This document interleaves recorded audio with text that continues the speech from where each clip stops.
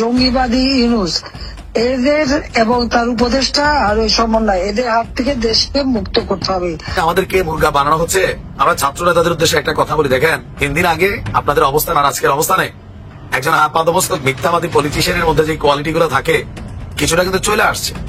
এই যে উপদেষ্টা নাহিদ নতুন রাজনৈতিক দলটার প্রধান হলো, শেখ হাসিনা দেশে ফিরে নিয়ে অনেকের মধ্যে অনেক দ্বিধাদ্বন্দ্ব কাজ করতেছে। অনেকে মনে করতেছে যে আসলে শেষ পর্যন্ত শেখ হাসিনা বাংলাদেশে আসবে না। আপনারা এটা লিখে রাখেন, শেখ হাসিনা খুব দ্রুত বাংলাদেশে আসতেছে। যে কোনো ভাবে আপনারা যাচাই বাছাই করে দেখতে পারেন এবং এমন ভাবে সে বাংলাদেশে আসবে যে প্রস্তুতি নিয়ে সে বাংলাদেশে আসবে। এখন যারা বলতেছে শেখ হাসিনা 20 বছরেও দেশে আসতে পারবে না, তাদের মুখে পুরো লাগাম টেনে ধরে তারপরে সে বাংলাদেশে ঢুকবে। যতই দিন যাচ্ছে এটা এখন মনে হয় সংখ্যাগরিষ্ঠ মানুষই এটা উপলব্ধি করছে। তো আজকে যদি অগাস্টের সাথে তুলনা করি আমরা, তাহলে দেখবেন যে সংখ্যাগরিষ্ঠ মানুষ বলছে যে আগেই আমরা ভালো ছিলাম এবং তারা শেখ হাসিনাকে আবারও ফিরে পেতে চায়। বর্তমান বাংলাদেশের যে অবস্থা হয়ে গেছে এবং যত দিন যাচ্ছে বাংলাদেশের শেখ হাসিনার ফিরে আসার সম্ভাবনা তত প্রবল হয়ে উঠছে। এবং যে বৈষম্য বিরোধী প্ল্যাটফর্ম সেখানে নিজেরাই বৈষম্য করছে এই কয়েকজন সমন্বয়ক। ঢাকা ইউনিভার্সিটিতে এই জুলাই অভ্যুত্থানে একজন ছাত্র নিহত না হলেও বৈষম্য বিরোধী প্ল্যাটফর্ম যেটা আমরা দেখেছি, জাতীয় নাগরিক কমিটি যেটা দেখেছি, ইভেন এখন এই রাজনৈতিক মুভমেন্ট জাতীয় পার্টি, জাতীয় নাগরিক পার্টি, কে থলের বিড়াল বেরিয়ে আসছে। শেখ হাসিনা সরকারকে অবৈধ পন্থায় পতন ঘটানোর জন্য বেশ কয়েকজন সমন্বয়কের ব্যক্তিগত বাইন্যান্স অ্যাকাউন্টে পাওয়া গেছে বিপুল পরিমাণ বিটকয়েন, যার মূল্য বাংলাদেশি টাকায় কয়েক হাজার কোটি টাকা। সার্জিস, রফি, নাহিদ ও আসিফের মতো বাংলাদেশের মানুষরা এখন আস্থার জায়গার যেটা রাখছে নতুন তারুণ্যের চোখে দেখতে চায়, ছাত্র সমাজের চোখে দেখতে চায়। কালীপাকা বৃদ্ধ যেমন আছে তেমনি স্কুল পুরো কলেজ ছাত্রছাত্রীরাও আছেন। আমরা তাদেরকে নিয়ে এক হয়ে এই বৈষম্য বিরোধী নামে যারা নাকি বাংলাদেশকে প্রতিনিয়ত অস্থিতিশীল করছেন না, সবকটাকে ধরে আইনের আওতায় অবশ্যই আনা হবে। পালাবেন না, কি পালাবেন না কেউ। আর যারা নাকি এই সমন্বয়কদের ঠিকানা জানেন তাদের উদ্দেশ্যে বলতে চাই, এরা যাতে বাংলাদেশ থেকে পালাতে না পারে এই দিকেও আপনাদেরকে লক্ষ্য রাখতে হবে। মনে রাখবেন সবকটার বিচার এই বাংলার মাটিতে হবে। কারণ শেখ হাসিনাকে নিয়ে নতুন একটি সিদ্ধান্ত হয়েছে। দর্শক শ্রোতা, আপনারা সবাই জানেন যে ছাত্র সমন্বয়করা নতুন একটি রাজনৈতিক দল আত্মপ্রকাশ করে এবং সেই দলটি আত্মপ্রকাশ হওয়ার পর অনেক চাঞ্চল্যকর তথ্য সামাজিক যোগাযোগ মাধ্যমে ছড়িয়ে গিয়েছে। সেই তথ্যগুলা দেখে সারা বিশ্ব অবাক হয়ে গিয়েছে। অন্যদিকে আওয়ামী লীগ এবং শেখ হাসিনাকে নিয়ে কি কথা উঠেছে যে শেখ হাসিনাকে দেশে আনা হবে, শেখ হাসিনাকে দেশে এনে কঠিন একটি পদক্ষেপ নেওয়া হবে, মানে এক প্রকার তাকে ক্ষমতা দেওয়া হবে। এইসব কিন্তু অনেক যারা তাদের বক্তব্যের মাধ্যমে প্রকাশ করতেছে। সেই বক্তব্যগুলো আপনারা ভিডিওর প্রথমে দেখেছেন যে তারা কি বলতেছে এবং সেই অংশবিশেষগুলো দেখে তো বুঝতে পেরেছেন যে আজকের নিউজটা ঠিক কি নিয়ে হতে যাচ্ছে। দর্শক শ্রোতা, আপনারা সম্পূর্ণ ভিডিও দেখবেন। এইসব বিষয়ে পর্যালোচনা করে আমরা অনেক তথ্য পাই এবং ভিডিও পাই। সবকিছু আপনাদের সামনে এক এক করে ধারাবাহিকলি তুলে ধরবো। ভিডিওটা কিছুটা লং হবে কিন্তু অনেক তথ্য জানতে পারবেন। সর্বশেষ শেখ হাসিনার কি হয়, শেখ হাসিনা কি করে, অন্যদিকে সমন্বয়ক উপদেষ্টা সবাইকে নিয়ে যে কথা উঠেছে সেই কথাগুলোও কিভাবে এসেছে, আপনারা ভিডিও শেষে মন্তব্য করুন। শেখ হাসিনা দেশে ফিরে নিয়ে অনেকের মধ্যে অনেক দ্বিধাদ্বন্দ্ব কাজ করতেছে। অনেকে মনে করতেছে যে আসলে শেষ পর্যন্ত শেখ হাসিনা বাংলাদেশে আসবে না। বিরোধী মতাবলম্বী যারা, তারা তো এটা খুব ভালোভাবে রটাচ্ছে যে 20 বছরেও নাকি শেখ হাসিনা বাংলাদেশে আসতে পারবে না। আমি আপনাদেরকে একটা কথা বলি, আপনারা এটা লিখে রাখেন, শেখ হাসিনা খুব দ্রুত বাংলাদেশে আসতেছে। যে কোনো ভাবে আপনারা যাচাই বাছাই করে দেখতে পারেন, শেখ হাসিনা খুব দ্রুত বাংলাদেশে আসতেছে এবং এমন ভাবে সে বাংলাদেশে আসবে যে প্রস্তুতি নিয়ে সে বাংলাদেশে আসবে। এখন যারা বলতেছে শেখ হাসিনা 20 বছরেও দেশে আসতে পারবে না, তাদের মুখে পুরো লাগাম টেনে ধরে তারপরে সে বাংলাদেশে ঢুকবে। সম্প্রতি আমেরিকার প্রেসিডেন্ট ডোনাল্ড ট্রাম্পের সাথে মোদির যে বৈঠক, ভারতের প্রধানমন্ত্রীর যে বৈঠক অনুষ্ঠিত হয়েছে, সেখানে ভারতীয় এক সাংবাদিক ডোনাল্ড ট্রাম্পকে প্রশ্ন করছিল বাংলাদেশ প্রসঙ্গে। ডোনাল্ড ট্রাম্প কিন্তু এটা মোদির উপরে ছেড়ে দিছে, মোদির উপরে ছেড়ে দিলাম এটা বলে কিন্তু মোদিকে এক ধরনের ক্ষমতা দিয়ে দিছে ট্রাম্প। শেখ হাসিনার বিষয়ে, বাংলাদেশের বিষয়ে মোদি যদি কোনো সিদ্ধান্ত নেয়, ভারত যদি কোনো সিদ্ধান্ত নেয়, সেটাতে আমেরিকার পূর্ণাঙ্গ সমর্থন থাকবে। এখন নানাভাবে এটাকে ব্যাখ্যা করা যাইতে পারে, নানাজন নানাভাবে এটা বলতে পারে, কিন্তু একটা জিনিস মনে রাখেন, পররাষ্ট্রনীতি যারা বুঝে এরা কিন্তু আপনার সাথে ঝগড়া করবে না, এরা আপনাকে গালি দিবে না, বকা দিবে না, এদের ভাষাটা হবে ডিপ্লোম্যাটিক। অতএব ট্রাম্পের এই বক্তব্যটাকে ডিপ্লোম্যাটিক বক্তব্য হিসেবে ধরে নিয়ে এটা বলা যায় যে ট্রাম্প বরাবরই কিন্তু বাংলাদেশের ব্যাপারে ক্ষুব্ধ। কারণ বাংলাদেশের বর্তমান ইন্টারিম গভর্নমেন্টের প্রধান উপদেষ্টার বিষয়ে তার আগে থেকেই সে কনসার্ন এবং এই প্রধান উপদেষ্টার উপরে সে আগে থেকেই বিরক্ত। এটা খুবই সহজ বিষয়। শেখ হাসিনা বাংলাদেশে আসবে এবং শেখ হাসিনাকে বাংলাদেশে আসা থেকে কেউ ঠেকাইতে পারবে না। কিন্তু শেখ হাসিনা এখন একটা পলিসি অ্যাপ্লাই করতেছে। সে মূলত চাচ্ছে যে আগে তার যে দেশের নেতাকর্মীরা যেহেতু অনেক হামলা মামলা শিকার, বিভিন্নভাবে ক্ষতিগ্রস্ত, শেখ হাসিনা চাচ্ছে আগে নেতাকর্মীরা নিজেদের একটা অবস্থান তৈরি করে নেক। মোটামুটি তারা যখন বাসা বাড়িতে ফিরে শুরু করবে, মোটামুটি তারা যখন এক ধরনের মাঠ গোছানোর প্রস্তুতি নিবে, তখনই শেখ হাসিনা বাংলাদেশে ঢুকে পড়বে এবং সে বাংলাদেশে ঢুকার জন্য অধীর আগ্রহে বসে আছে। এটা আপনারা শিওর থাকেন, সে নিজেই বাংলাদেশে আসার জন্য পাগল হয়ে আছে। যে কোনো সময় সে বাংলাদেশে ঢুকবে এবং যেহেতু একটা টার্গেট দেওয়া হয়েছে, একটা টাইম ফ্রেমও দেওয়া হয়েছে, মোটামুটি আমরা এটা জানতে পারছি যে শেখ হাসিনা বাংলাদেশে আসার দিনক্ষণ চূড়ান্ত, কিন্তু সেটা কবে কয় তারিখে এইটা এই মুহূর্তে সিউরিটি দিয়ে বলা যাচ্ছে না। যারা এখন বলতেছেন যে শেখ হাসিনা আর কোনোদিন বাংলাদেশে আসতে পারবে না, তারা একটা আবার চিন্তা করেন শেখ হাসিনা যখন বাংলাদেশে আসবে তখন আপনাদের এই মুখটা আপনারা কিভাবে দেখাবেন? অন্যকে পচায়া নানান কিছু আপনি বলতে পারবেন, কিন্তু এটা তো বাস্তবায়িত হবে না। এখন যারা ক্ষমতায় আছে তারা শেখ হাসিনার মতোই নিজেদেরকে সর্বা মনে করতেছে, সর্বময় ক্ষমতার অধিকারী ভাবতেছে।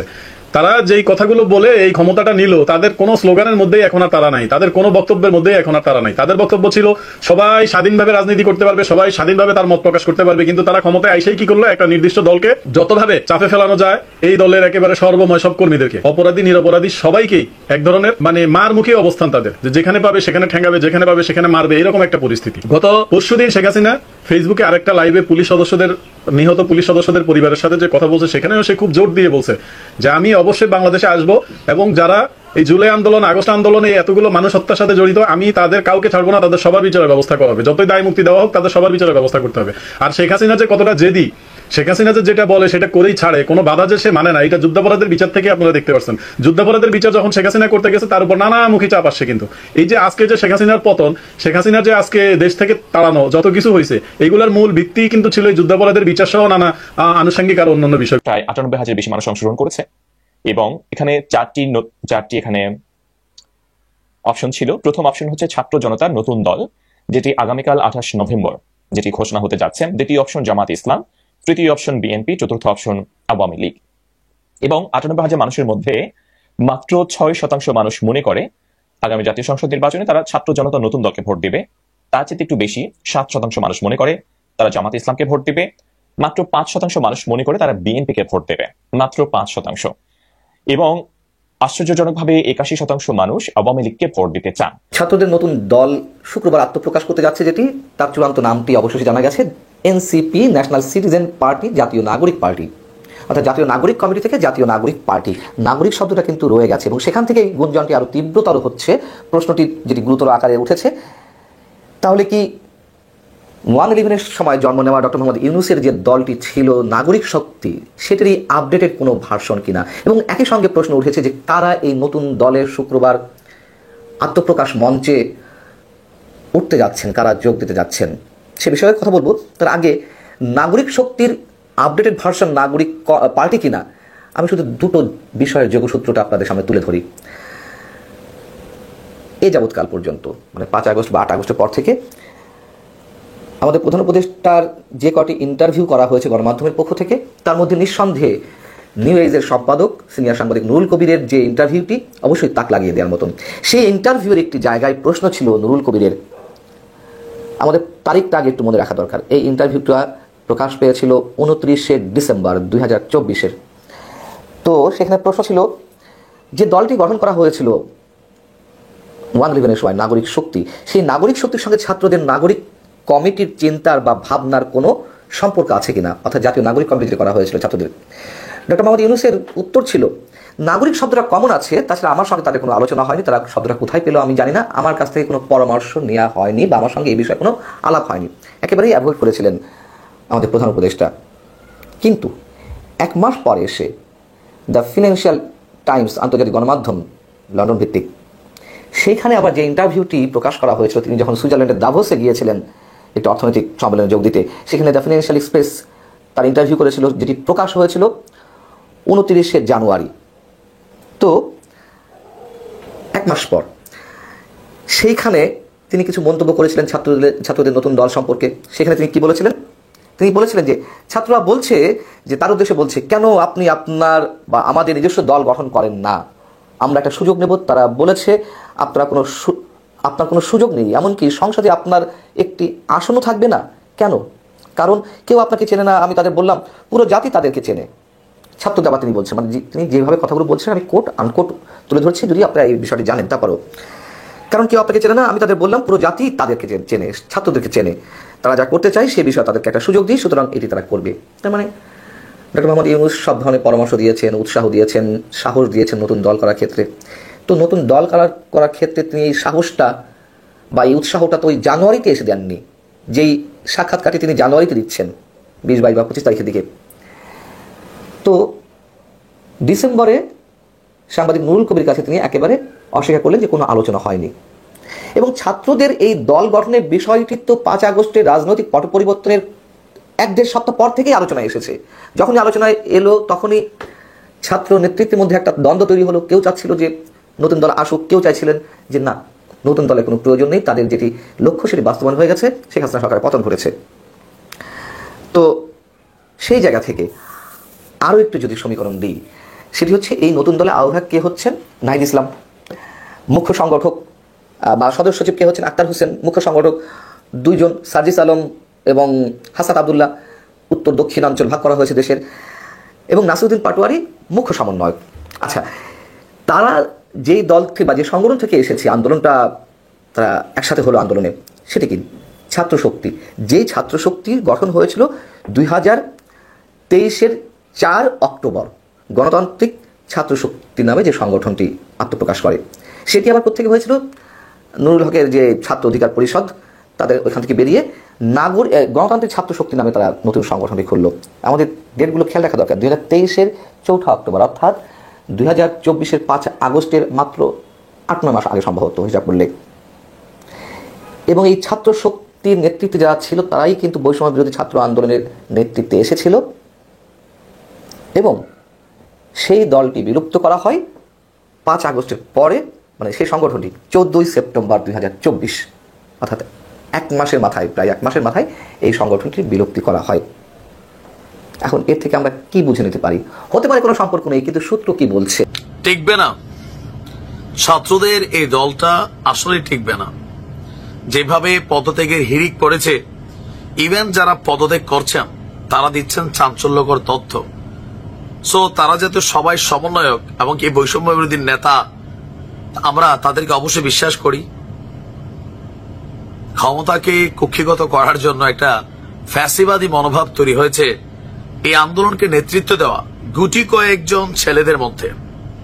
একদিকে আজকে গণতান্ত্রিক জাতীয় নাগরিক পার্টির আমরা দেখলাম যে তারা সামনে এসেছে। অপরদিকে ঠিক একদিন আগে গণতান্ত্রিক ছাত্র শক্তি নামক যে এই জাতীয় নাগরিক পার্টিরই ছাত্র টিম যেটা আত্মপ্রকাশ ঘটেছে, সেই টিম থেকে একের পর এক কেন্দ্রীয় নেতারা পদত্যাগ করছেন আর পাশাপাশি দিচ্ছেন চাঞ্চল্যকর তথ্য। আসুন দেখি ঘটনার প্রেক্ষাপট কি। দর্শক, বাংলাদেশ গণতান্ত্রিক ছাত্র সংসদ নামক যে টিমটার আত্মপ্রকাশ ঘটেছে গেল গতকালকে, এই দলটির সিনিয়র সদস্য সচিব ছিলেন রিফাত রশিদ। আজকে মানে গতকালকে আমি যখন নিউজটা করছি রাত্রে, তিনি ঢাকা বিশ্ববিদ্যালয়ের মধুর ক্যান্টিন সংবাদ সম্মেলনে তিনি জানিয়েছেন যে তিনি আসলে আজকে পদত্যাগ করেছেন। এখন কেন? আচ্ছা, আমরা আরো 2 জনের দেখি কারা কারা পদত্যাগ করলেন। গণতান্ত্রিক ছাত্র সংসদ থেকে পদত্যাগের ঘোষণা দিয়েছেন পদপ্রাপ্ত রাজশাহী বিশ্ববিদ্যালয়ের 2 সমন্বয়ক। তারা তাদের ফেসবুকে স্ট্যাটাসে লিখছে যে কমিটিতে ঢাকা এবং ঢাকা বিশ্ববিদ্যালয় কেন্দ্রিক যে আধিপত্য, সেইটার প্রতিবাদে তারা পদত্যাগ করেছেন। আরেকজন মেয়ে জেমিন সম্ভবত সেও পদত্যাগ করেছেন। দাবি একই। আমরাও কিন্তু এই কথাটাই বলছি যে আপনারা 10-12 জন বন্ধু বান্ধব মিলা টোটাল সবকিছুর আপনারা বাপ মা, সারা বাংলাদেশের পোলাপাইনগুলার আসলে ভূমিকা কি? আপনারা তো ক্ষমতার জন্য সবই করছেন, আপনাদের স্পষ্ট টার্গেট ক্ষমতা, আর কিছুই না। প্রাইভেটের ছাত্ররা বলছিল যে আমরা আন্দোলন শেষে পড়াশোনাতে ফিরে গেছি। এরা কি করছে? এরাই টাকা পয়সা কোথায় পাইছে রাজনীতি করার জন্য? এই প্রটোকল কোথায় পাচ্ছে? এদের ইন্টেনশন ক্ষমতা। এদের প্রথম দাবি ছিল কোটা। আমরা এটা নিয়ে আসছি ভাই। প্রাইভেটের বক্তব্য শুনছেন তো, আমার আগের ভিডিও শুনে নেবেন, অথবা কালের কণ্ঠে ছাত্রদের বিশাল একটা ক্ষুদ্র প্রতিক্রিয়া জানিয়েছে কালের কণ্ঠ পত্রিকায়। আচ্ছা, এখন যারা পদত্যাগ করেছে তাদের বক্তব্য কি? তাদের বক্তব্য হচ্ছে যে বৈষম্য বিরোধী ছাত্র আন্দোলনের একাংশের নেতৃত্বে আত্মপ্রকাশ করেছে বাংলাদেশ গণতান্ত্রিক ছাত্র সংসদ। প্রাইভেটের দ্বারা সাধারণত মারামারি হয়েছেই, এরপরে তারা যাদেরকে নিয়ে করছে সেখান থেকেও পদত্যাগ শুরু। আর যদি দেখি আপনার 205 সদস্যের যে পূর্ণাঙ্গ কমিটি ঘোষণার কয়েক ঘন্টার ব্যবধানে পদত্যাগ করছেন একের পর এক। ফেসবুক পোস্টে মেহেদী সজীব লিখছেন, বাংলাদেশ গণতান্ত্রিক ছাত্র সংসদের কেন্দ্রীয় কমিটিতে যুগ্ম আহ্বায়ক হিসেবে আমার নাম বলা হয়েছে। আমি আগেই বলেছি, আমার স্ট্যান্ডও বলেছি, ক্লিয়ারও করেছি, কিন্তু যে নতুন বন্দোবস্তের নামে ঢাকা এবং ঢাবি কেন্দ্রিক নয়া ফ্যাসিবাদী মনোভাবের যে উত্থান লক্ষ্য করা যাচ্ছে, তার প্রতিবাদে আমরা এই প্ল্যাটফর্মে থাকতে রাজি না। আর আমার ইচ্ছা ব্যতীত আমাকে এই দলটাতে সম্পৃক্ত করার জন্য নিন্দা জানাচ্ছি।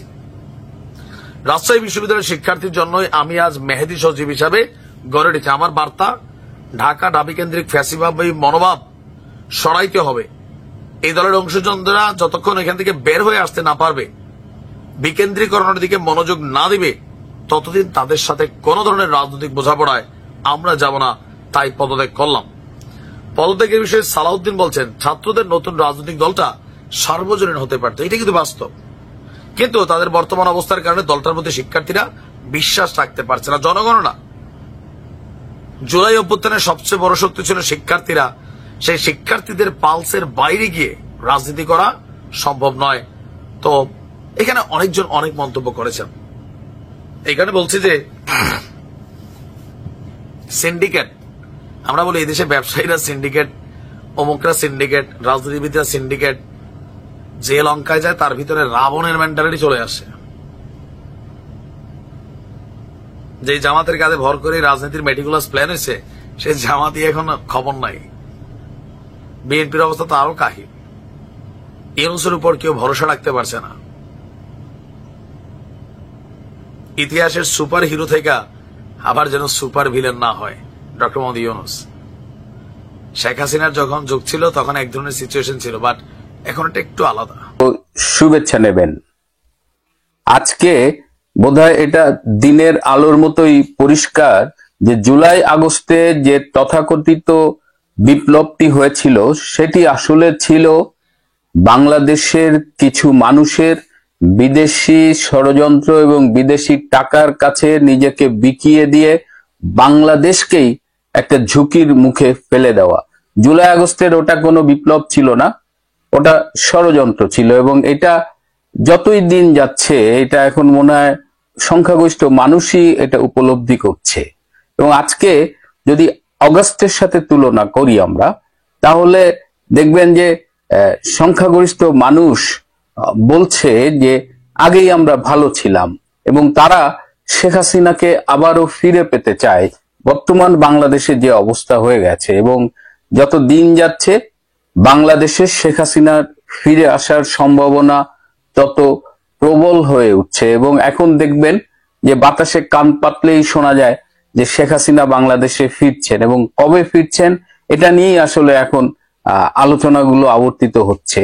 এবং অনেকেই বলছেন তিনি মার্চ মাসে ফিরে আসবেন এবং শেখ হাসিনা ফিরে আসবেন এই দাবি যেমন মানে ব্যাপকভাবে প্রবল হচ্ছে, সেই সাথে যারা বাংলাদেশকে নিয়ে ভাবেন, জাতীয় এবং আন্তর্জাতিক স্টেক হোল্ডার যারা, তারাও চাইছে যে বাংলাদেশের পরিবেশটা একটু স্থিতিশীল হোক এবং বাংলাদেশে একটি ইনক্লুসিভ সরকার গঠিত হোক আর কি। এটা কিন্তু এখন মোরালেস সবাই চাইছে।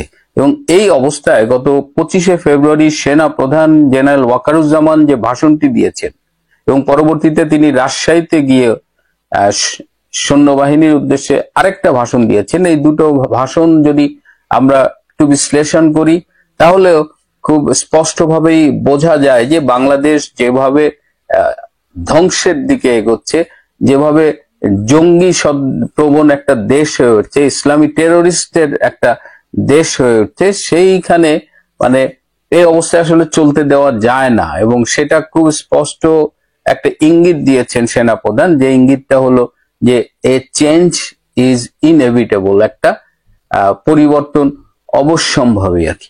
তো এইটা যখন বাস্তবতা, তখন তো ডক্টর ইউনূসের কাছেও তো খবর আছে, খবর যে শুধু আমরা পাই তা তো নয়। এবং এই অবস্থায় ডক্টর ইউনূসের রাতের ঘুম হারাম হয়ে গেছে আর কি। সেনাপ্রধান যেদিন রাওয়াতে বক্তৃতা দিলেন, তিনি কিন্তু খুব আর্জেন্ট একটা মিটিং ডেকেছিলেন উপদেষ্টাদের নিয়ে তার বাসভবন যমুনায়, এবং তারপর থেকেই তিনি আসলে ক্ষমতাটা ছাড়তে চাইছেন না। তার প্রথম যে প্ল্যানটা ছিল যে ভারতের সাথে পায়ে পা লাগিয়ে একটা যুদ্ধ বাঁধানো, যেটা ইউক্রেনে যেমন ইউক্রেন ধ্বংস হয়ে যায় যাক, জেলেনস্কি কিন্তু তার টাকা যা কামানোর কামায় ফেলছে আর কি।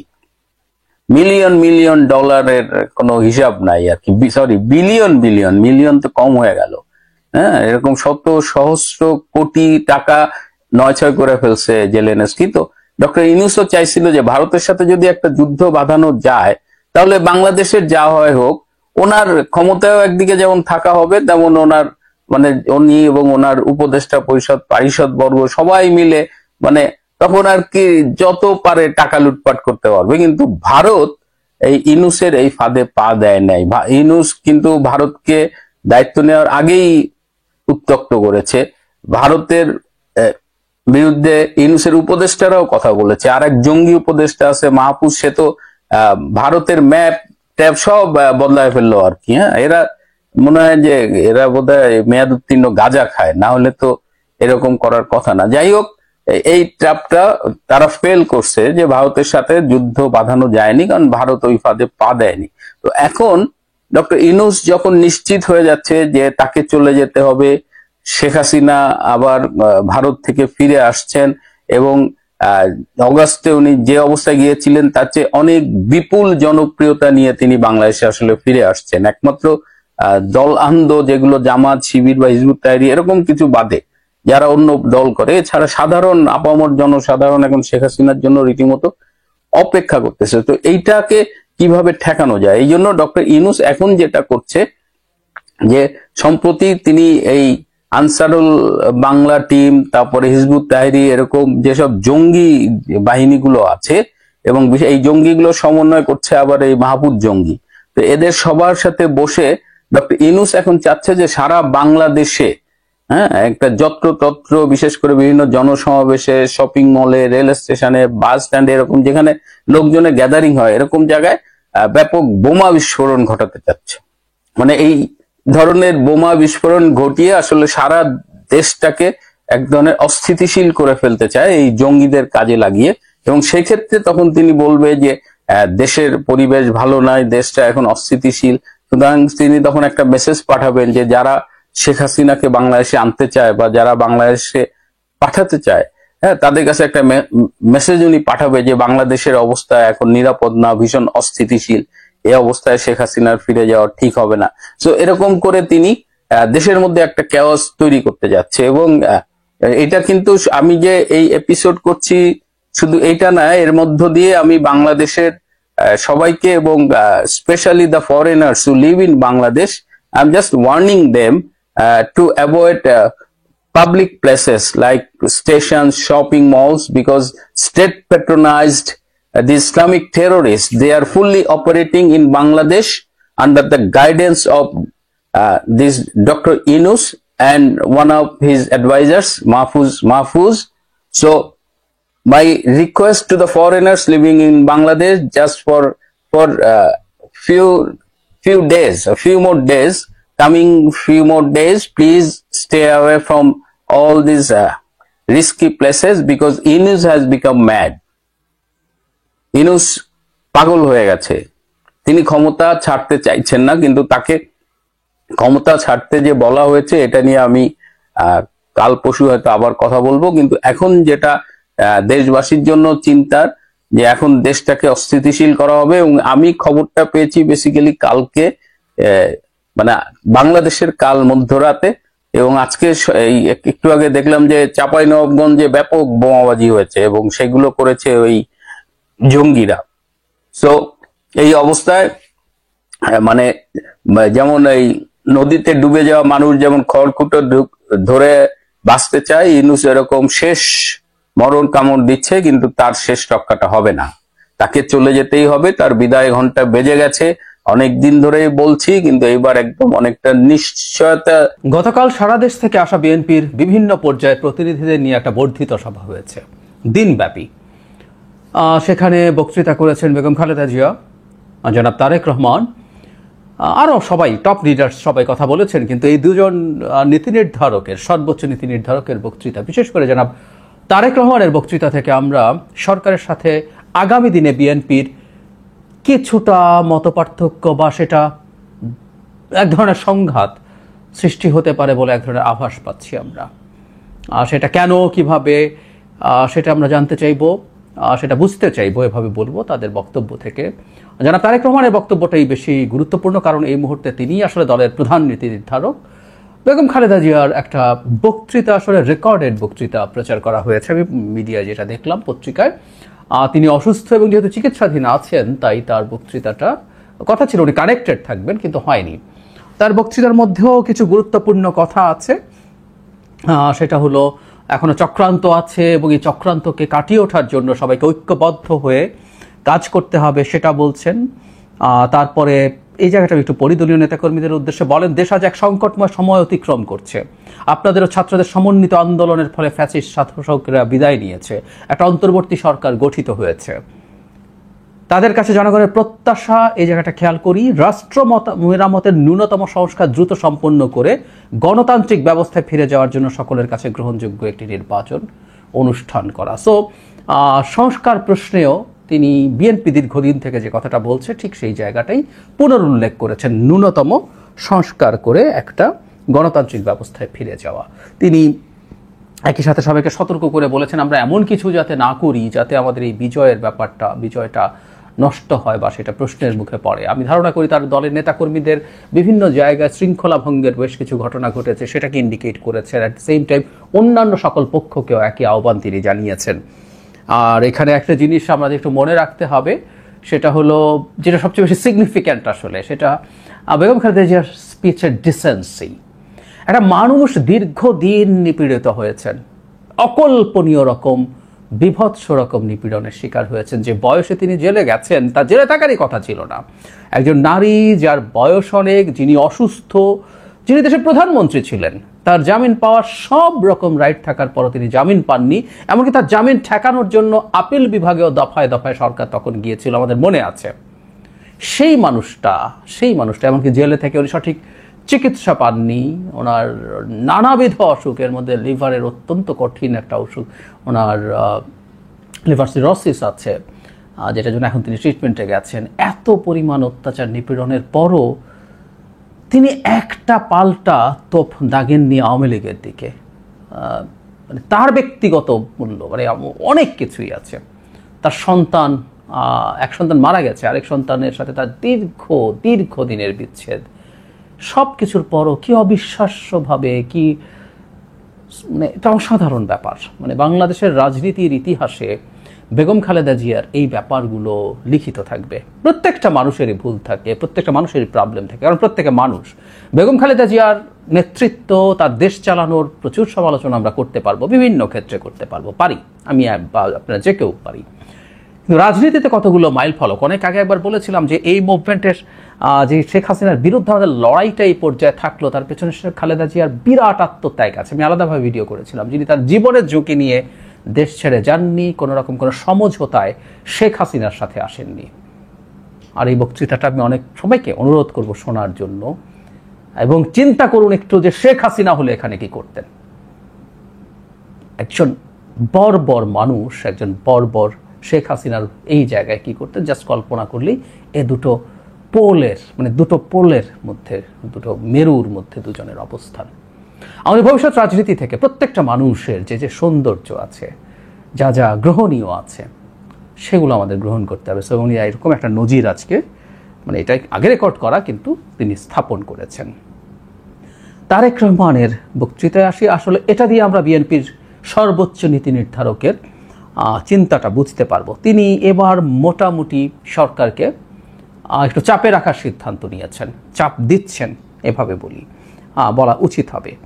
আমি পড়ি, বিভিন্ন সময় জাতীয় নির্বাচন নিয়ে প্রধান উপদেষ্টার বক্তব্য জনমনে ইতিবাচক ধারণা সৃষ্টি করলেও এ নিয়ে কোনো উপদেষ্টার বিভ্রান্তিমূলক বক্তব্য, মন্তব্য স্বাধীনতাপ্রিয় গণতন্ত্রকামী জনগণের জন্য হতাশার কারণ হয়ে উঠছে।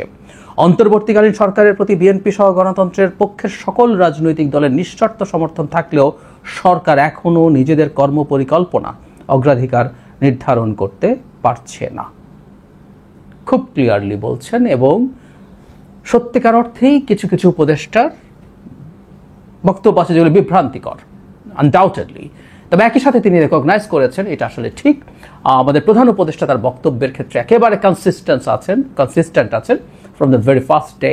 যেখানে দেশের বাইরে তার সাথে কেউ দেখা করতে আসলো, এই কয়েকদিন আগেই কয়েকজন বিদেশি তার সাথে দেখা করতে এসছে, তাদের সাথেও তিনি ঠিক একই কথাই বলেছেন যে ডিসেম্বরের মধ্যে তারা নির্বাচন করছেন। কিন্তু আসলে তার এই বলাটাই যথেষ্ট না, কারণ তারই ক্যাবিনেটের যদি কোনো সদস্য সরকারের তারা সরকারের অংশ, তারা যখন ভিন্ন কোনো কথা বলে সেটা কনফিউশন তৈরি করতে পারে, এবং জনাব তারেক রহমান সেটায় একটা সতর্ক বার্তা দিলেন।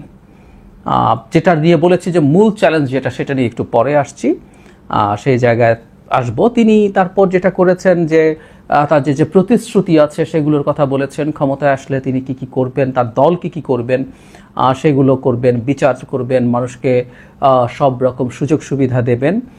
তারপরে তিনি মানে বারবার ওই নির্বাচনের প্রসঙ্গে কথা বলেছেন, যাতে নির্বাচনটা ঠিকঠাক মতো হয় সেটার কথা বলেছেন। এখানে আরেকটা সিগনিফিক্যান্ট আপনারা তো দেখলেন এখানে কি কথা হচ্ছে, অনেকেই কিন্তু অনেক কথা বলতেছে, অনেকে আলোচনা করতেছে, অনেকে সমালোচনা করতেছে দেশের বিভিন্ন অবস্থা এবং দেশের বিভিন্ন পরিস্থিতি নিয়ে।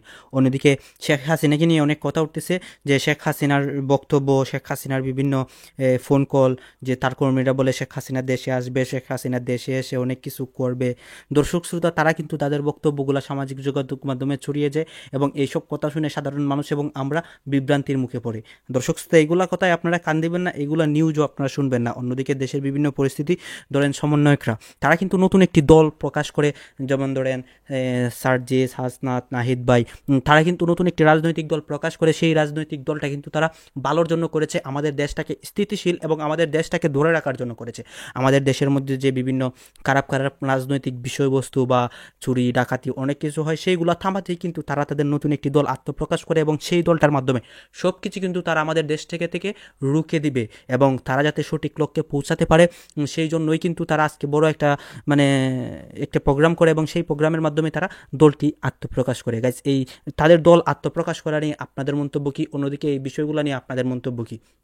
এতক্ষণ আপনাদেরকে যা কিছু দেখিয়েছি সব কিছু কিন্তু আমরা সোশ্যাল মিডিয়া থেকে সংগ্রহ করেছি, এখানে আমাদের নিজস্ব কোনো মন্তব্য নেই বা নিজস্ব কোনো সিদ্ধান্ত নেই। এইসব দেখে আপনাদের কি মনে হচ্ছে এবং আপনাদের মন্তব্য কি, এটা কিন্তু আপনারা অবশ্যই কমেন্ট বক্সে লিখে যাবেন। এবং আপনাদের কাছে আমার একটা রিকোয়েস্ট থাকবে, আমার চ্যানেলটি সাবস্ক্রাইব করবেন এবং পাশে থাকা বেল আইকনটি অবশ্যই বাজিয়ে যাবেন, যাতে করে নেক্সট ভিডিওটা সবার আগে আপনাদের কাছে পৌঁছে যায়। ধন্যবাদ।